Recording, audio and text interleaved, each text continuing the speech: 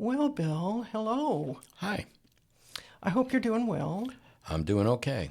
I guess we're going to guide our listeners through some sad and interesting news. You're going to talk about the economy, and I'm going to talk about the Democratic Party's reaction to the election of yet another progressive. So, why don't you get us started?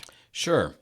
Well, as always, I always take a look at the economy before I come over to do this, and, well, it just keeps rolling on in the same direction. It's actually pretty terrifying. The BLS, Bureau of Labor Statistics, for those of you who don't remember, data for July showed that the U.S. economy lost 23,000 Oh, jobs. my goodness, yeah. Right. It's been puttering around, going up a little bit, and now it's taken a turn down. Whoops. As we mentioned last time, this happened while more workers continued to leave the labor force. Now, the people who are leaving the labor force are retirements, people over 55 who lose their jobs, rarely find a new employment, so they leave the labor force. Discouraged workers, people who've been looking for jobs so long that they just give up. Death takes you out of the labor force, as does deportation, but so does being in hiding from ICE, okay? So all these things have taken millions of people out of the or at least a million people out of the labor force, Okay. and this is continuing. Okay. Now, the interesting thing here is that the jobs lost were in hospitality.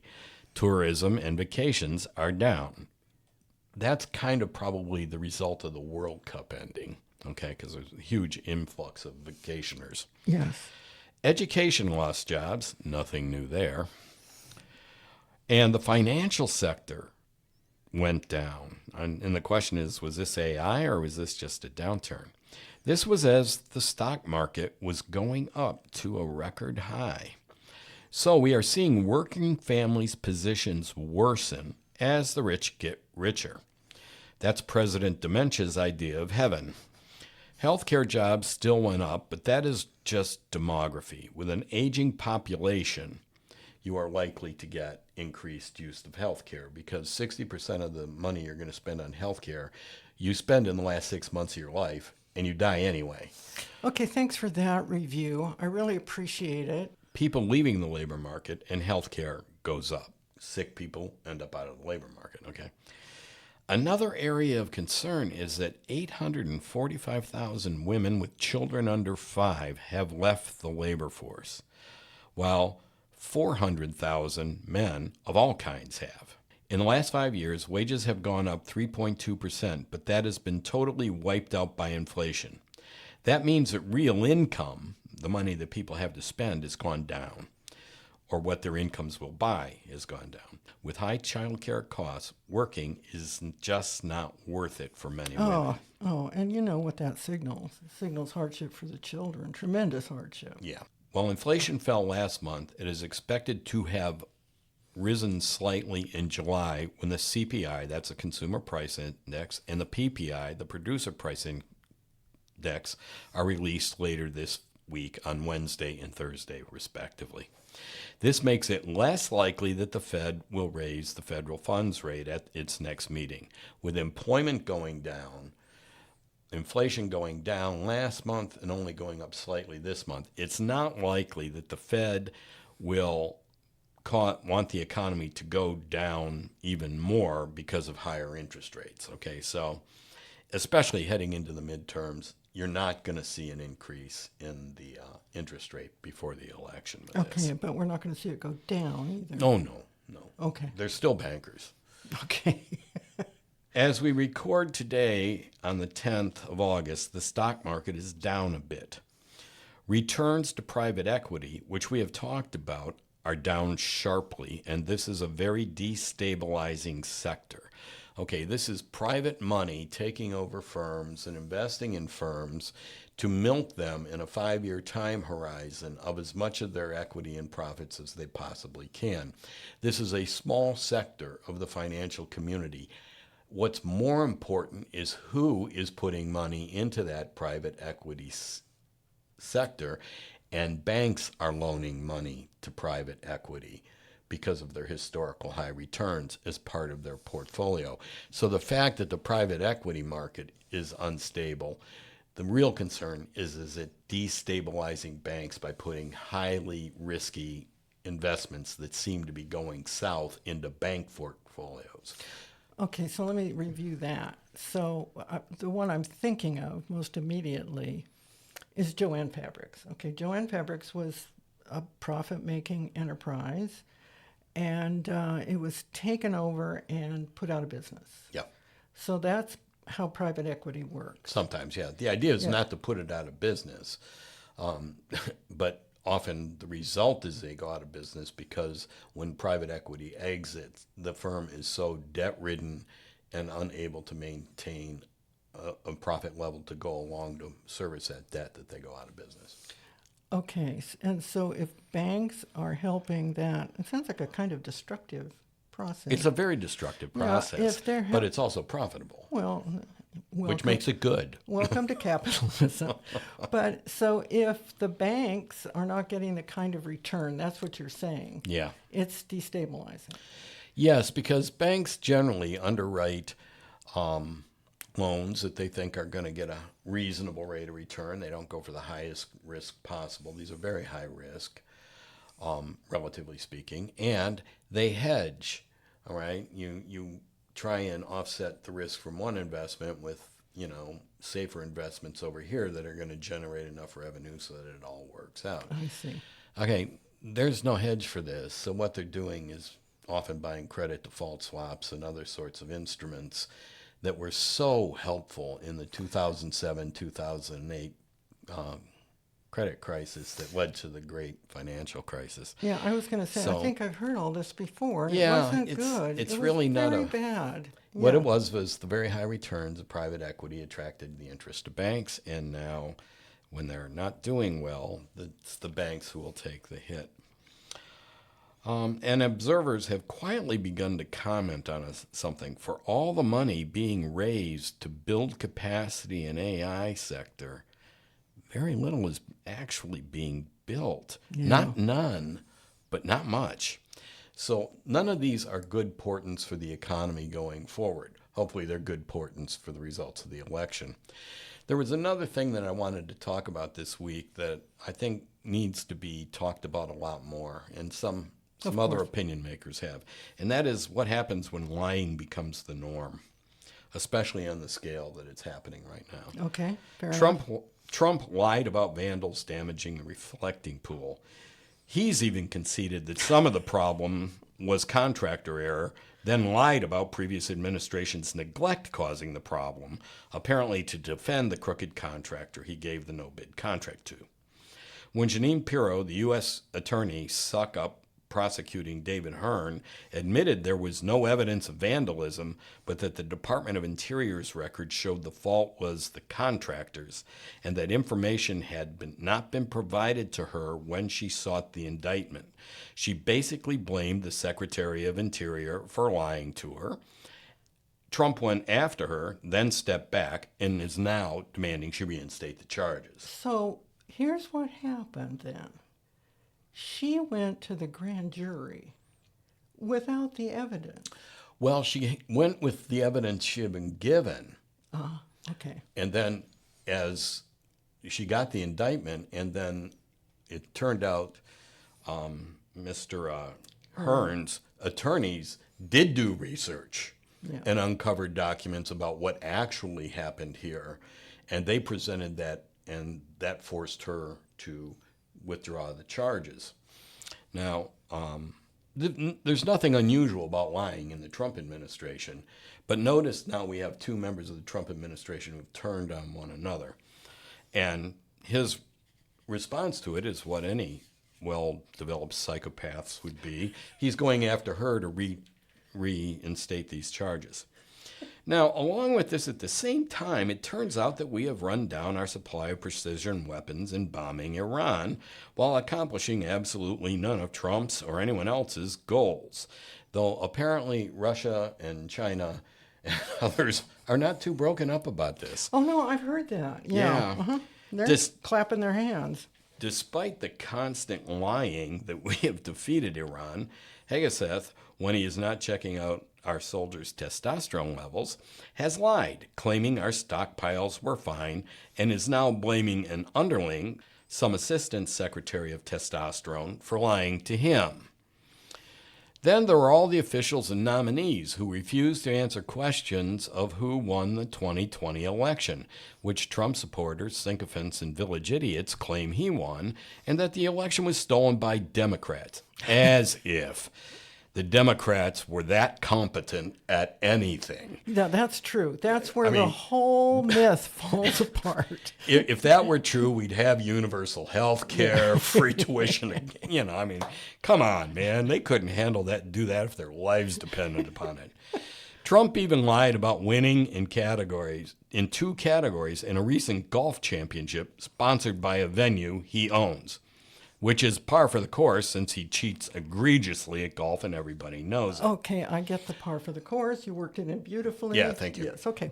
And he got a new wig this week to boot, which is pretty cool, because they showed pictures of his hair historically and all the bad ones. I love that. So here we are. The point is not that Trump is a lying psychopath, which he is, but to bring a larger problem into focus. Trump lies. He fires people who do not pretend to believe the lies, then carries out policy decisions, deploys troops to cities, rounds up legal immigrants, murders citizens, makes war, and vindictively prosecutes people who are Trump critics. This makes them all liars well. But here's the problem. Government and its many branches are highly interdependent. In such an environment, officials cannot go on indefinitely lying only to the public. To maintain their lies, they must also lie to one another. And we are beginning to see the results of this as they fall upon one another, accusing one another of lying.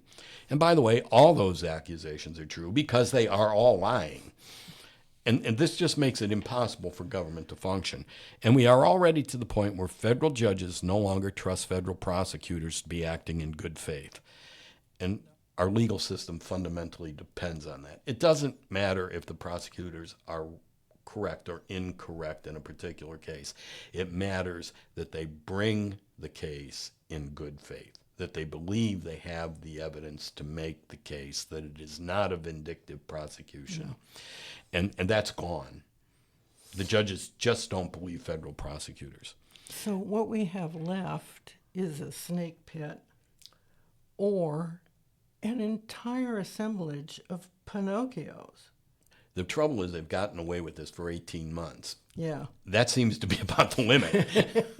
And there's 2.5 years to go. Yeah. This will all have dire consequences. Indeed, it already is. I suspect we will see many resignations prior to the midterms. Oh, interesting. Yeah, I think that many of these people are going, I played the game and I can see where the failure is going to come back on me and I'm getting out of here. Yeah, I think that's probably right. But the bigger picture is that those who have an interest in undermining public trust in our institutions, not the individuals who are in them, are further reinforced in their suspicion. In other words, it suits those who want to undermine democracy to make our institutions untrustworthy. Right. The Republican Party wants to imply that government is inherently evil and corrupt, and they're proving it by making it evil and corrupt. And the funny thing is about the stealing of elections, the only election that Donald Trump ever lost was the one his administration supervised. Right? He beat, his opponents in the elections that the Democrats supervised. So they're the ones fixing elections? I mean, that's not how this works. There's no logical step that makes that make sense. No, but then we've hit upon the key issue, is that logic and reasoning play no role. Well, in any of this. I think the problem at this point is that a major portion of the electorate refuses to think that they have been convinced that somehow there's this group of people out there who are conspiring to keep them down, and that is the blame for that's been placed on the Democratic Party by the Republicans so that they don't look at the larger system which has generated their economic problems. And frankly, folks, if you look at the history, it is the Republican Party that has generated this mess with the collusion of the Democratic Party. So you've just described Plato's Cave. Yeah, I was hoping for more interesting reflections. Well, reflections. That was good. That was pretty good. I tried to work everything into this. Well, I do agree with one minor caveat. I think we have reached the point where Donald Trump has been kicked to the curb. I think that about what's going on in the Middle East, where they finally figured out what was obvious to anybody who was watching. If you have a fleet and you're not going to use it, it's not a fleet. Then it's a lot of boats going in circles. It's some things floating on the water. But it means that you are free to make your own solutions up and make your own alliances. And that's what's happening now. There's a complete reshuffling of the power dynamics in the Middle East, placing Iran in the driver's seat. Yeah, and their ability to negotiate something with Oman will lead to a stable situation there that will be costly for... Yeah, Oman doesn't like it, but, if it gets the ships moving, everybody has to agree to it. And they get paid. Yeah. That's the thing. Yeah, to say that Trump is irrelevant is, I think... Well, he has certainly been kicked to the curb. Yes. They're not paying much attention. The Senate didn't feel like it had to vote on the free elections thing or whatever. The SAVE Act. Yeah, the SAVE Act. Oh, geez. But that doesn't mean he's not relevant and he can't make trouble. He's still the president of the United States. I didn't say that, yeah. I don't want to confuse those two things. He's an agent for chaos. Yeah. He can screw up anything at any moment. Yes, and he's highly impulsive, and he doesn't have any sense of consequences because he doesn't have to. And he doesn't have anybody around him saying, let me review with you how bad this is going to be for you. But the fact that Pirro had to say, we don't have any evidence for this, and the defense is going to call for full disclosure of how you contracted this and how it was done and when the damage first appeared. And we can't afford that because it was really bad. It wasn't this former Olympian tearing up the pool. Right.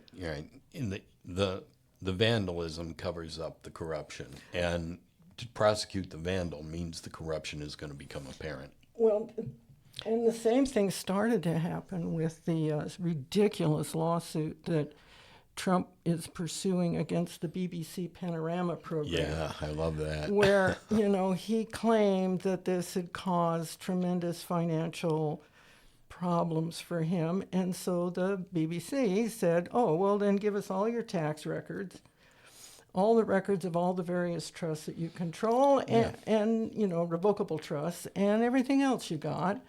And then they came back and said, okay, we're changing the lawsuit. We're just going to talk about personal harm. We're not going to talk about anything having to do with damage to my wealth. If Donald Trump gave any concern to what other people thought of him, he'd probably report correct golf scores. He won a tournament claiming he shot a 70, and then he played another tournament that he didn't control. He wasn't like in the top 60 golfers. Yeah, well, this has been this is absolutely characteristic of him that he cheats at golf. Period. And that's when his biographer pointed that out at one point.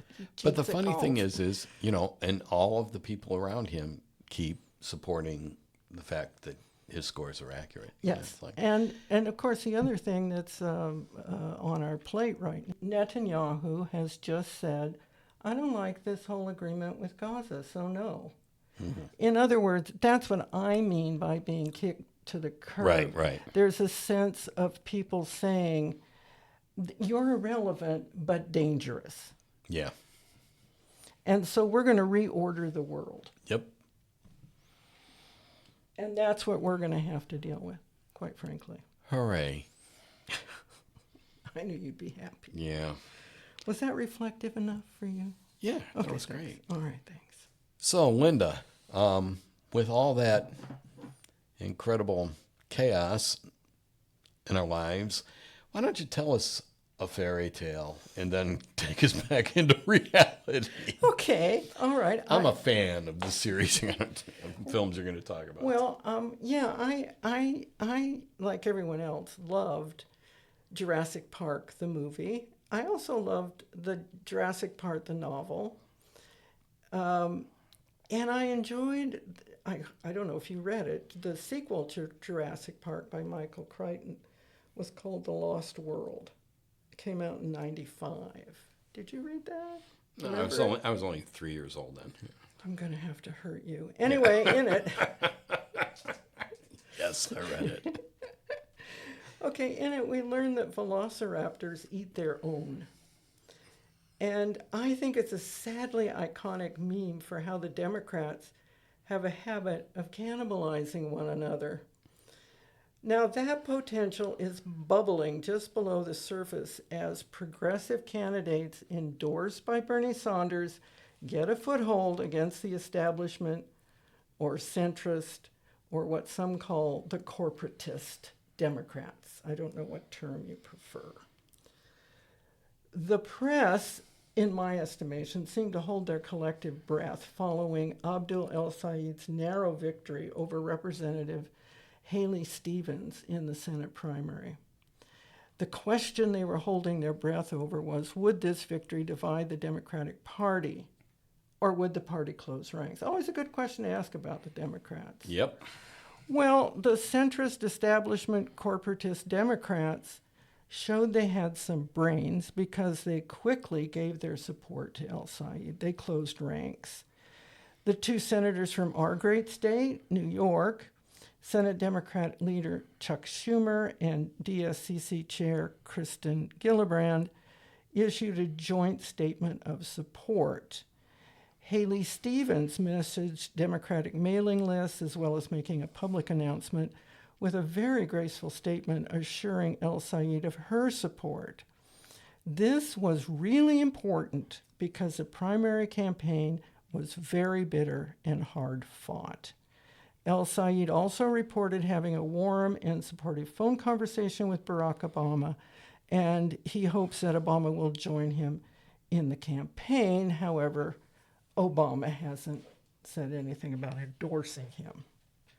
So, surprisingly, instead of the Velociraptor factor, the Democratic Party seems to be in the metaphoric hot tub singing Kumbaya.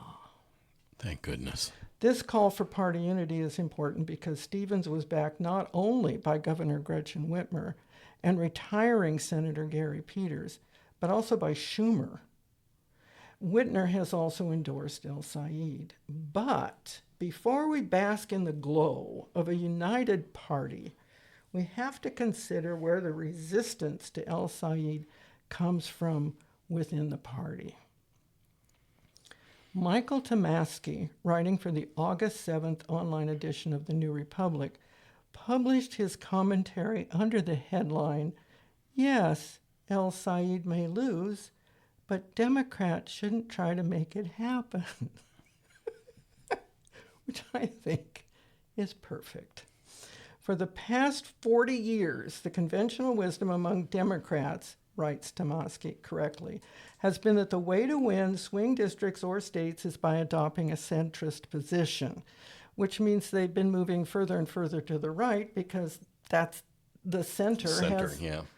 because the factions have moved so far to the right. You know, we have said for 30 years, though, so I'm not really 6 years old, you know, why would you choose, you know, fascism light when you can have fascism the real thing? Yeah. Why would you take conservative light when you can have real conservative? Exactly. That was a losing strategy on its face. I cannot understand how it persisted so long. Well, and Truman said it all that time ago, and it really was before I was born, said if people have to choose between a Republican and a Democrat pretending to be Republican, they'll choose the real Republican. Yeah.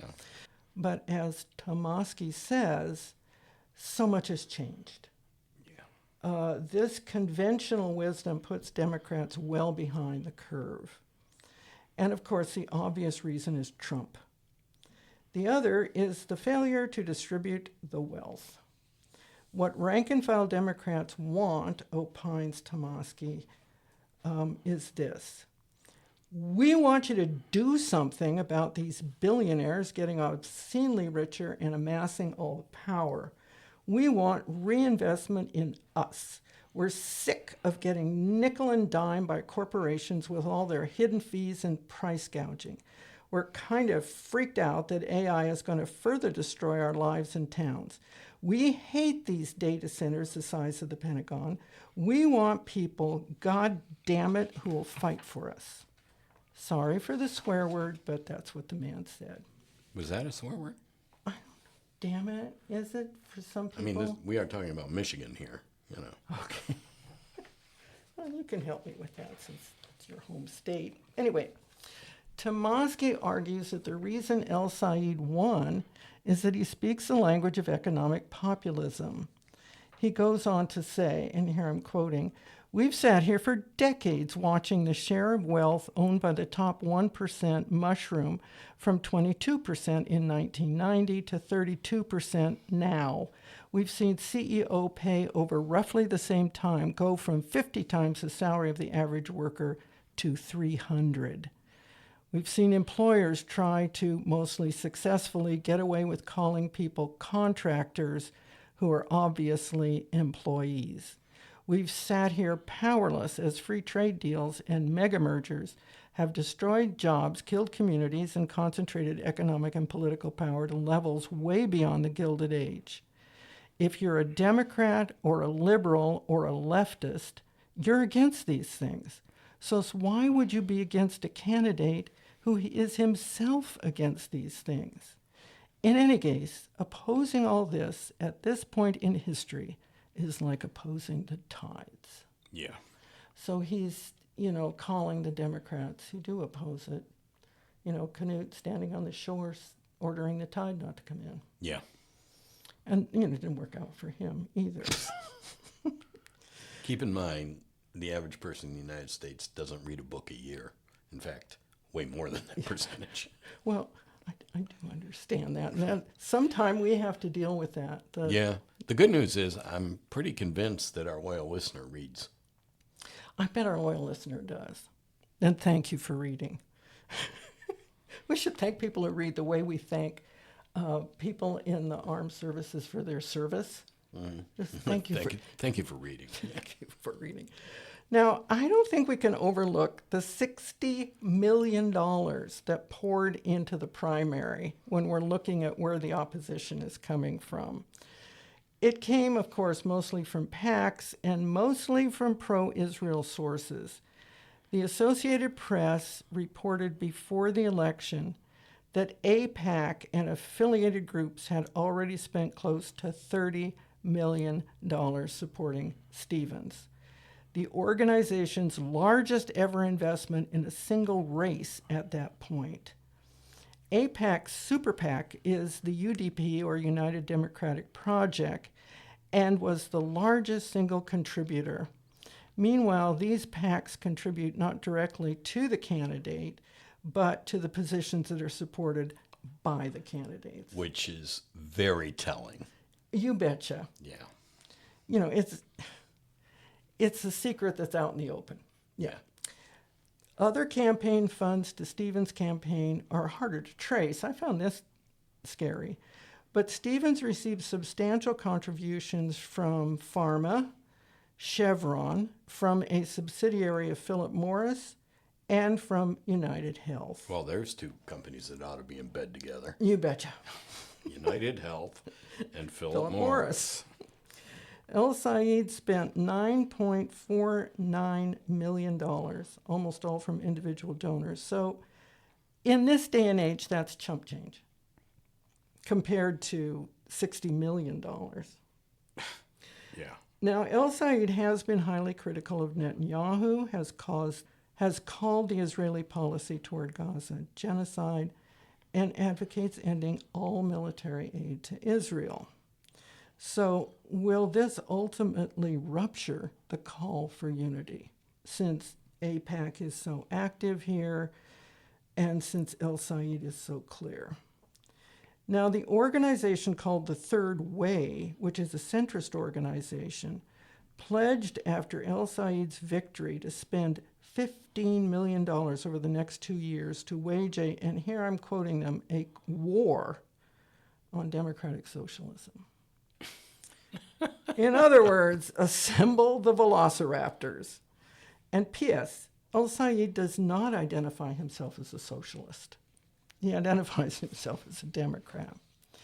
The way forward is to think of the left and centrist forces as two circles in a Venn diagram. And dear listener, I want you to know that Venn has two ends, as was recently pointed out to me.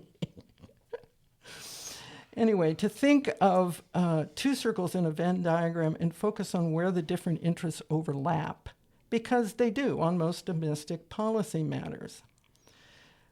If you want to see someone who will not let the Venn diagrams overlap, please look up the interview with John Fetterman, senator from Pennsylvania, that Jon Stewart conducted. He made a valiant and non-comedic effort to get Fetterman to agree to the Venn diagram approach. Fetterman adamantly disagreed. His red line was support for Israel, and he said he'd leave the party if there was a retreat from supporting Israel. Now, it's quite an interesting interview. I encourage you to watch it on YouTube. There are some commentators who have tried to excuse Fetterman's boneheaded responses by saying, well, you know, he's had a heart attack, and the heart attack's been followed by depression, and so that's why he was not responding in a good way. Now, here's what I would ask you, someone who's obviously watched the interview. How does Fetterman define support for Israel? Unconditional. Oh, unconditionally. Yeah. No matter what they do. Yeah, because here's why. When things go wrong for Jews, it's always a terrible thing. Referencing, I guess, the Holocaust, to which Jon Stewart said, listen, my friend, only he said something even funnier. He said, listen, there's a difference between being Jewish and the state of Israel. And besides, Israel is a foreign country. Can't you find ways to support people who want to make our country better in the same ways that you do? And Fetterman's answer is simply, well, no. He'll leave the party. And of course, you know, with the Senate up for grabs, I think he's got more leverage than he should. But I think the key to all of this is really the competition for who will be the Democratic presidential candidate in 2028. I think that's, you know, we're focused on the midterms. Democrats need to consider carefully how they want the nominating convention to play out on TV. It is a question of the Velociraptors versus those in the hot tub singing Kumbaya. The more Democratic candidates in the November off-year elections are able to show their ability to win without spending huge amounts of money, the more likely Democrats will be unified and an unstoppable force. So that's what we can hope for. That's what we can cling to. Well, I've kind of been there since 1968. Have you? Hasn't worked out. Well, I'm glad you weren't holding your breath. Now, I want to turn briefly Sure. to another senatorial race, because, you know, the Senate could come into Democratic control if things go well. This one is between the Democratic nominee in Maine, Troy Jackson, and longtime Republican Senator Susan Collins. A report emerged this week that Troy Jackson and his longtime partner, Lana Pelletier, are second cousins and have raised 2 grown children. I can see you're clutching your pearls. I'm worried as much about that, actually less about that than Jerry Lee Lewis. Okay.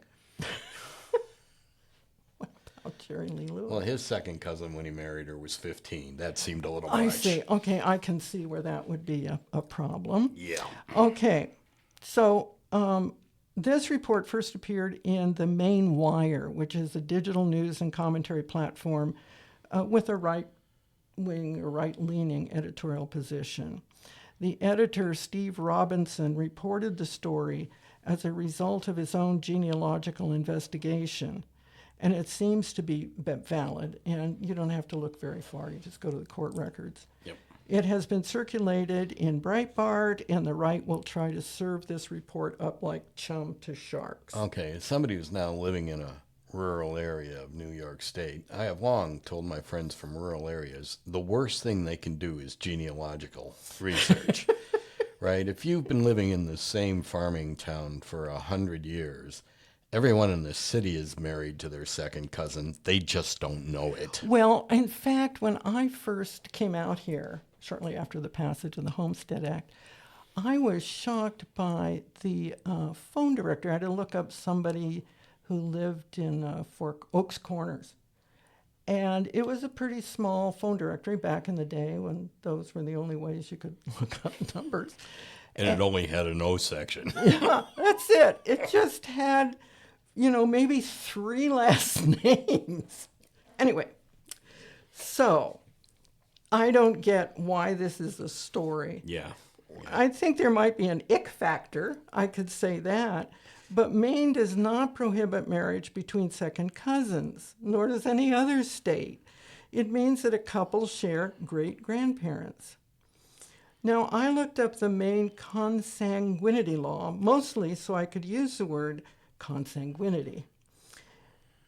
The law reads like a prose poem or a Monty Python parody of a sermon. So I'm going to read it to you now. Okay. I'm sorry I saw it.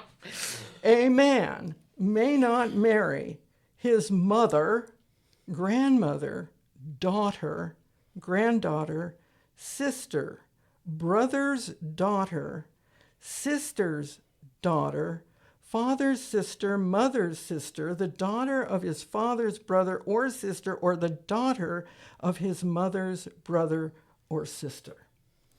A woman may not marry her father, grandfather, son, grandson, brother, brother's son, sister's son, father's brother, mother's brother, the son of her father's brother or sister, or the son of her mother's brother or sister. A person may not marry that person's parent, grandparent, child, grandchild, sibling, nephew, niece, uncle, or aunt. Okay, now, B. This is part B. Notwithstanding paragraph A, a man may marry the daughter of his father's brother or sister, or the daughter of his mother's brother or sister, and a woman may marry the son of her father's brother or sister, or the son of her mother's brother or sister, as long as the man or woman provides the physician's certificate of genetic counseling. In other words, it is okay in Maine for first cousins to marry, as long as they've gone to a counselor who can explain to them the potential genetic problems they're going to have with offspring. But even if they are going to have problems, it's up to them to decide whether to marry. So first cousins can marry with that qualification, second cousins can marry, and there's no prohibition against long-term relationships outside of marriage. So this report is a giant nothing burger intended to distract from the major issues. And this is in the state of Maine, which is full of small towns. Yes, I do understand. I think what happened in that particular community is they all knew that they're related and they're living together, and they've raised 2 kids to adulthood.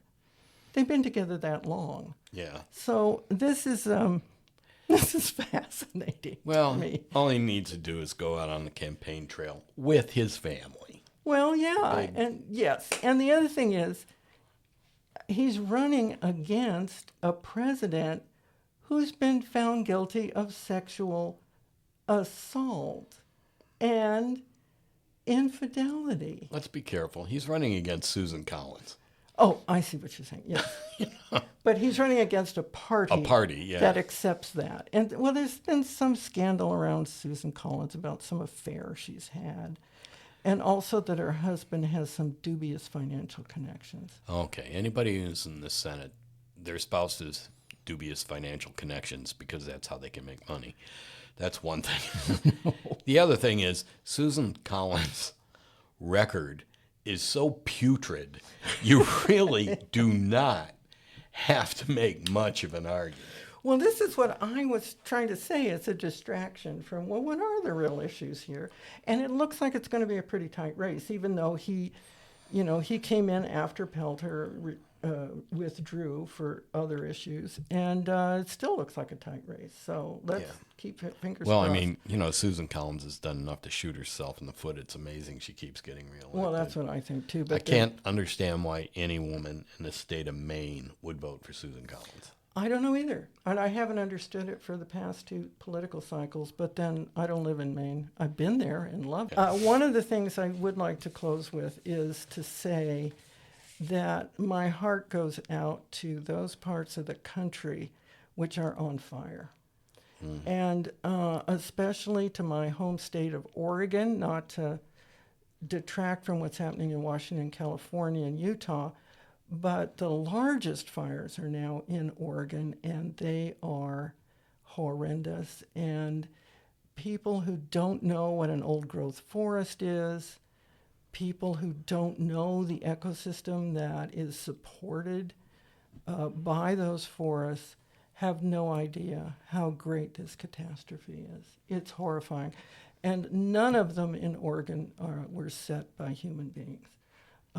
They're all lightning or that sort of thing. There's the one in Spokane is equally heartbreaking because some idiot actually set that. Oh, geez. And then a moron in California in Calistoga County caused an enormous fire that's still out of control because he decided it would be nice to do his welding outdoors.